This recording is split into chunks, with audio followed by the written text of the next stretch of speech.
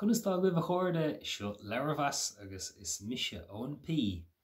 An Capall agus an Ghiolla sin é an leabhar atá faoi chabatal nó idir cumáin a going inniu agus seo é an dara leabhar tá aistre ag Antain Lochlainn sa trá Narnia agus daiste sé hana an leon an boundary agus an pros éaldig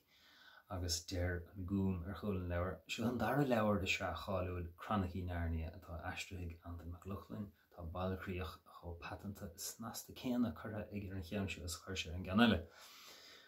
agus is fear dóibh. Is tóirge an jaasa tá na líneochtaí go deas tá léirscáile dús an leabhar is brala í léirscáile bheith dús an leabhar agus tá siad sin chur an uirint tá sais réimhre an níl an sin sin réimhre tá sin go an mar héacs agus mar héacs cumrá agus mé bhuine óg léas beidir an ché cean sa tra beidir go mé trí leis an dara cean ach ní raibh cótóga céan lá sa bhí le aber sra híarna na bháinaí agus golóir se hana eile léas an cé cean beidir léas cean amháin á cean eile ach léiminn an cé cean le daistig Antain Lochlainn agus nóí sóir aisteoir town agus ligann sé deit tú hain a thuma in náhan fantasíoch deacha ige agus scéal tá scéal céad scéal go maith tá scéal seo beidir níos fearr tá is sais aistear nó tóiríocht anna chuid den scéal agus beidir go dúir mé blurbe gur a gcuine am cad é le hála ann is Capall cainte é brí agus is Ghiolla bucht é seasta so críonn siad ar imeacht as tír na Calorméine agus saoil an sclábhí ágail in níg. Casann siad le daoine eile bíonn anmheithe ar dóir leon agus tá airíonn anháil leis an teannas an sin háann sé lom sa an trí go daislíonn siad trasna an ásaigh agus taonn siad go dtí carracha bhí an tuamaí a gceist. Casann siad le charachtar ó leabhar eile agus siadm go manan sé seo den insint den scéal dar ire. Siadm níos an céanláte dagann sé seo sa trá ach cinálíonn tá beaggáíonn den fanficicus i gceisle sin ar bhealach mar de léithar an leabhar seo is cumalín céad a gceisle sin daoine eile seo agus is chuirtar anna go rudíine le ó thaobh ó tan na daoine seo cróga agus ionintach agus úsal ach ar bhealach is cumala léithirí an leabhar seo fuú sin buchuma lumsa fuú rénos agus an sin Tórlíonn cá tórlíonn tóiríocht agus bíon gachrad tá ag an tíre agus bíonn sin ionintach ach uá mé ansolta an leabhar tá sé fada go maith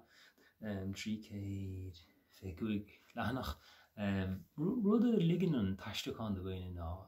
leabhar nó séithir ada i léamh sa gaige mar an irid ama a ghlach sé scéal chus násta seo Herbert bhechart irid sin amacha bhar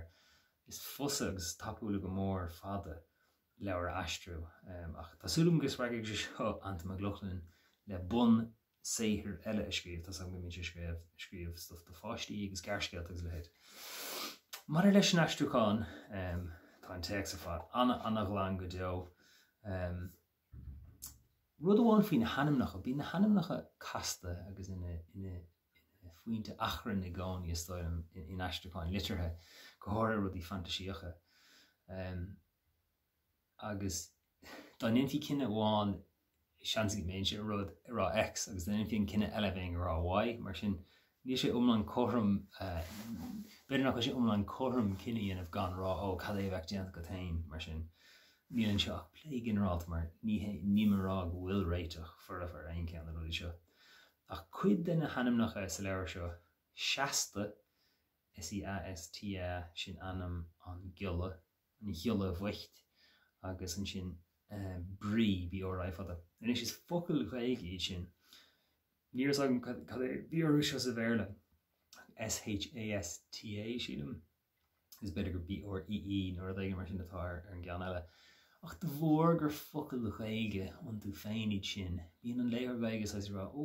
cén fá go seasta an gur duine seasamhach é an brí sin rud a rihnam nó. Bhain sé sais chur cosise as an uair ná gá sa text is rá, cén fá go seasta an duine seo an gur traslitrú nó an gur aslúcháin atá ach is traslitrú atá ach tórlíonn sé go cíile na hanam lu sin. Beidir gur cuma glachas lo nó bhí san an ghlacha lo ach sin rud ar a mé cuioine bhéir. Mar leis an aslúcháin féin is dóilm I gcompar le lán aistúir eile atá ag cleachta na céirde